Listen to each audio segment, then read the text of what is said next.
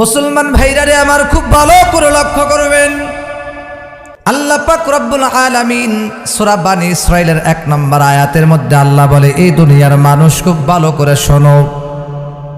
আমার আল্লাহ পাক রব্বুল আলামিন কোরআনের মধ্যে বলেন, সুবহানাল্লাযী আসরা বিআবদিহি লাইলাম মিনাল মাসজিদিল হারামি ইলাল মাসজিদিল আকসা।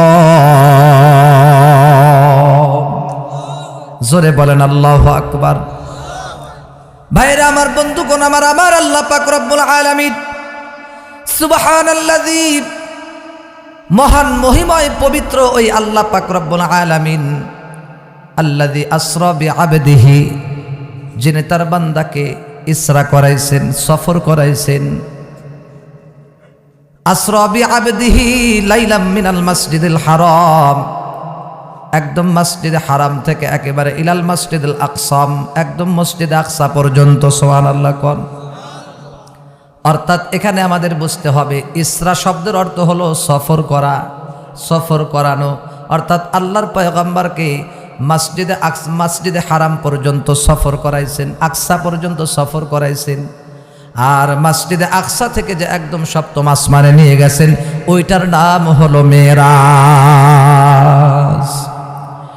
আমার ভাইরা আমার, বন্ধুগণ, পর্দার আড়ালের আম্মা জান, পর্দার আড়ালের মধ্যে বৈশা গল্প করলে চলবে না, গভীর মনোযোগ দিয়ে শোনা লাগবে। আল্লাহ পাক রব্বুল আলামিন পয়গম্বরকে নিয়ে গেছেন, মেরাজ করাইছেন। মেরাজের মধ্যে গিয়া আমার আল্লাহ পাক রব্বুল আলামিন পয়গম্বর মুহাম্মদ সাল্লাল্লাহু আলাইহি ওয়াসাল্লামকে সুন্দর করে বন্ধুরা আমার জান্নাত দেখাইছেন, জাহান্নাম দেখাইছেন, আল্লাহর সাথে কথা হয়েছে। শুধু তাই নয়, আল্লাহর পয়গম্বর যখন মেরাজের মধ্যে গেলেন, কি পরিপ্রেক্ষিতে আমার আল্লাহ মেরাজে নিয়ে গেলেন, এই কথাটা খুব ভালো করে লক্ষ্য করবেন। পয়গম্বর মুহাম্মদুর রাসূলুল্লাহ সাল্লাল্লাহু আলাইহি ওয়াসাল্লাম কুরাইশের লোকদেরকে বন্ধুরা আমার দিনের দাওয়াত দিতেছি। দিনের দাওয়াত দিতে দিতে এক পর্যায়ে বন্ধুরা আমার মক্কার কুরাইশেরা, এই কাফের ব্যক্তিরা পয়গম্বরকে অপমান করা শুরু করলো, অপমান। তাইফের ময়দানে আল্লাহর পয়গম্বরকে অনেক অত্যাচার করা হয়েছে, জুলুম করা হয়েছে। শুধু তাই নয় রে যুবক, আল্লাহর পয়গম্বরের উপরে ছোট্ট ছোট্ট বাচ্চাদেরকেও পাঠায় দিছে, যাও তাকে অপমান করো, তার শরীরের উপরে বন্ধুরা আমার পাথর নিক্ষেপ করো। এইভাবে বাচ্চাদেরকেও লেলিয়ে দেওয়া হলো। বাচ্চারাও যখন পয়গম্বরকে অপমান করা শুরু করতেছে, পথ চলতে চলতে পয়গম্বর বন্ধুরা আমার এক পর্যায়ে নিষ্ঠুর কাফেরেরা বলতে থাকলো, ও মুহাম্মদ, এতদিন দেখছি মক্কার বড় বড় লিডাররা তোমাকে অপমান করে, এখন দেখি ছোট্ট ছোট্ট বাচ্চারাও তোমাকে অপমান করে। এবার বলো দেখি, তুমি তো বলো আমার আল্লাহ আমার সাথে আছে, আমার আল্লাহ ইন্নাল্লাহা মাআস সাবিরিন ইন্নাল্লাহা মাআনা, তুমি যে বলো অবশ্যই আমার আল্লাহ আমার সাথে আছেন, আমার আল্লাহ আমার সাহায্যকারী হিসেবে আছেন। শুধু তাই নয়, আপনার আল্লাহ যদি আপনার সাহায্য করেই থাকে, আপনার আল্লাহ যদি আপনার বন্ধু হয়েই থাকে, তাহলে এই যে এত মানুষ আপনাকে অপমান করতেছে, ছোট বাচ্চারা পর্যন্ত আপনাকে অপমান করে, এবার বলেন তো দেখি, আপনার বন্ধু আল্লাহ, উনি এইগুলা আপনার যদি বন্ধুই হয়ে থাকে, তাহলে কিভাবে সম্ভব আপনাকে এইভাবে অপমান করা? কুরাইশরা ডাক দিয়ে বলতেছে, ও মুহাম্মদ, তুমি যদি, তোমার আল্লাহ যদি তোমার বন্ধু হয়ে থাকে, তোমার যদি সাহায্যকারী হয়ে থাকে, তাহলে এইভাবে তোমাকে অপমান করে, তাহলে তোমার আল্লাহর সাহায্য কোথায়? আমার আল্লাহ পাক এই কথার পরিপ্রেক্ষিতে আর সহ্য করতে পারলেন না। সাথে সাথে জিব্রাইল আলাইহিস সালাতু ওয়াস সালামকে ডাক দেয়া বলি, ও জিব্রাইল, আর দেরি কইরো না, এখনই তুমি তাড়াতাড়ি চলে যাও। আমার পয়গম্বর মুহাম্মদুর রাসূলুল্লাহ কি, আমার পয়গম্বরের নাকি সম্মান নাই, আমার পয়গম্বরের নাকি ইজ্জত নাই, আমার পয়গম্বরকে নাকি আমি আল্লাহ ভালোবাসি না। এই কথা এই নিষ্ঠুর কাফেরেরা বলতেছে। আমার পয়গম্বরের সম্মান আছে না নাই, এইটা আমি একটু দেখায় দিই। তাড়াতাড়ি জিব্রাইল যাও, আমার পয়গম্বরকে তাড়াতাড়ি আমি আল্লাহর কাছে নিয়ে আসো। আমার আল্লাহ ডাক দিয়ে বলতেছে, জিব্রাইল দেরি করিও না, যাও তাড়াতাড়ি যাও, আমার পয়গম্বরকে আমি আল্লাহ পাকের কাছে নিয়ে আসো। সুবহানাল্লাহ কোন নবী আমার পয়গম্বরকে হযরত জিবরাইল আলাইহিস সালাতু ওয়াস সালাম বুরাকের মাধ্যমে বন্ধুরা আমার আল্লাহর কাছে নিয়ে গেলেন। আল্লাহ পাকের সাথে যখন সাক্ষাৎ হলো, আল্লাহর সাথে কথা বলল, সুন্দর করে কথোপকথন করার পরে আমার আল্লাহকে আমার আল্লাহ ডাক দেয়া বলে, ও আমার বন্ধু, আপনার চেহারা তো আমি আল্লাহ নিজের হাত দিয়ে বানাইছি, আমি যেমনে চাইছিলাম অমনে বানাইছি। ও পয়গম্বর, ঠিক আছে বুঝলাম, সব কিছু মেনে নিলাম, এর চাইতে আর সুযোগ হবে না। একদম মুখোমুখি অবস্থা, একেবারে আল্লাহ পাকের কাছাকাছি বসে আছে পয়গম্বর। সুবহানাল্লাহ কোন একদম আরশে আজিম পর্যন্ত চলে গেছি, আল্লাহর সাথে কথা হচ্ছে। এবার আল্লাহ ডাক দেয়া বলে, পয়গম্বর এই মুহূর্তে আপনি আমার কাছে কি চাবেন? যে জিনিসটা আমি আল্লাহর কাছে চাবেন, ওই জিনিসটাই আমি আল্লাহ আপনাকে দান করব।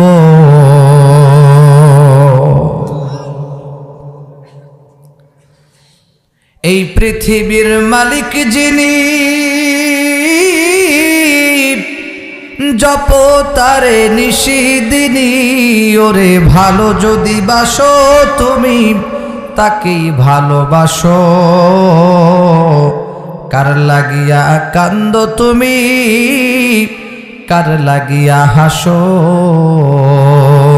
আমার ভাইরা রে, এরে যুবক, খুব ভালো করে লক্ষ্য করা লাগবে।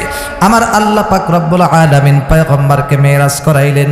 এবার পয়গম্বর স্ত্রীর কথা বললেন না, ফাতেমার কথা বললেন না, নিজের কথা বললেন না, হাসান হুসাইনের কথা বললেন না, কারো কথা বললেন না।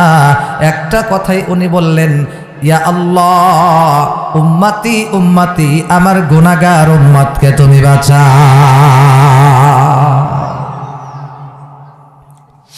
মুহাম্মদুর রাসূলুল্লাহ ডাক দিয়ে বলে, আল্লাহ, আমার গুনাহগার উম্মতকে তুমি তাড়াতাড়ি বাঁচাও।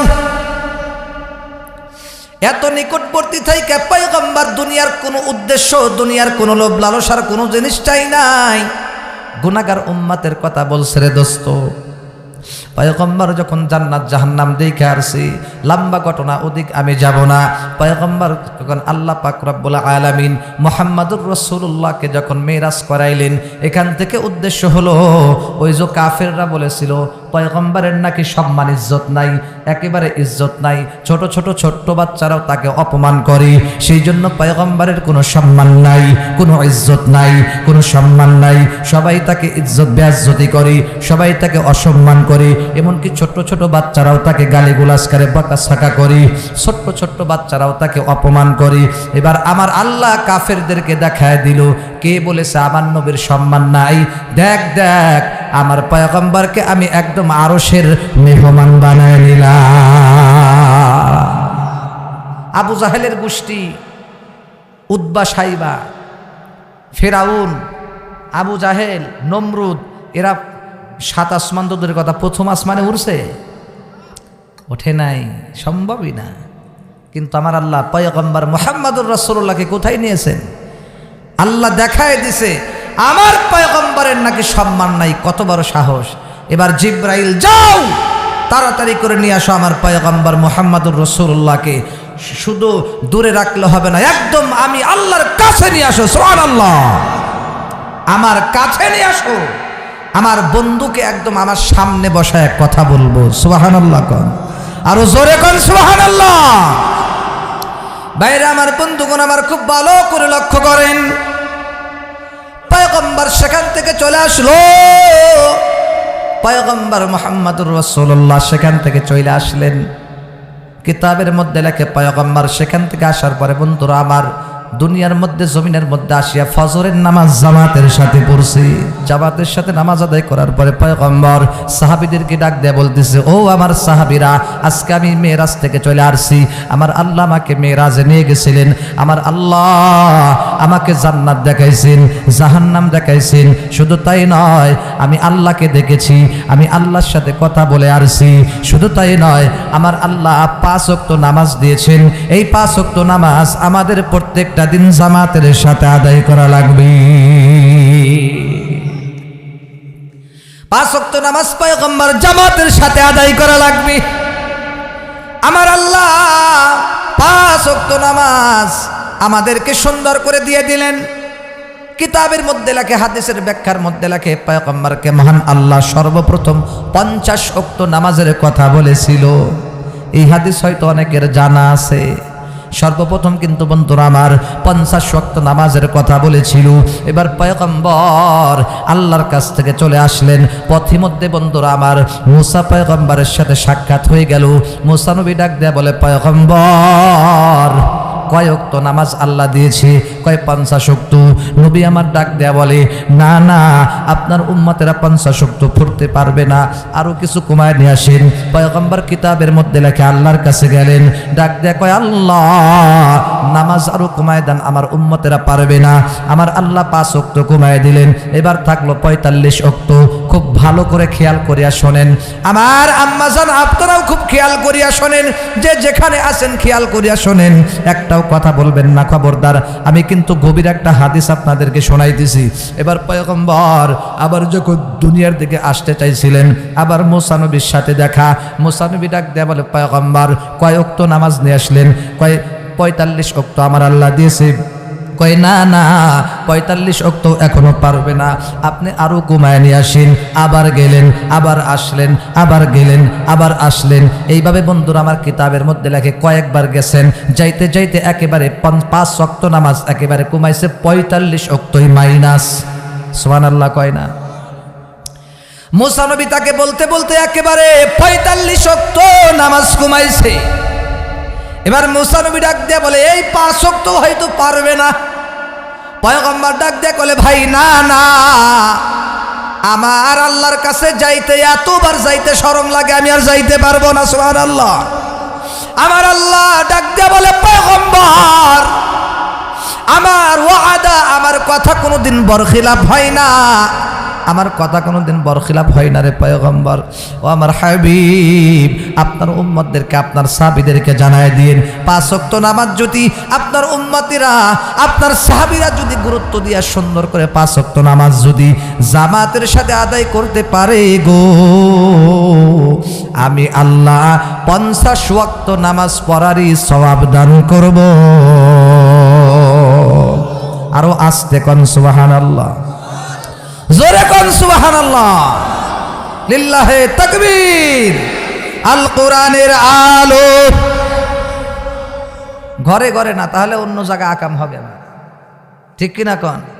অন্য জায়গায় কি লেখেন? অন্তরেও না, সব জায়গায় জালো। কি তাকবীর একটু জোরে দিবেন। হাদিস আছে তাকবীরের আওয়াজ যত দূর যাবে শয়তান তত দূর থাকবে না। মানে এত জোরে তাকবীর দিবেন শয়তানের চেলা পেলাও যেন আশেপাশে না থাকে। রাজি আছি তো? যার পাশে যে ঘুমাচ্ছে ঘুষি দেন নাকি? ঘুষি দিবেন? খবরদার কিল দিয়েন না, একটু সুন্দর করে হাতায় দেন, ভাই না ঘুমাই। যার পাশে যে ঘুমাচ্ছে একটু পেট বোলায় দেন, আর জোরে তাকবীর দেবে সবাই মিলে, লিল্লাহে তাকবীর।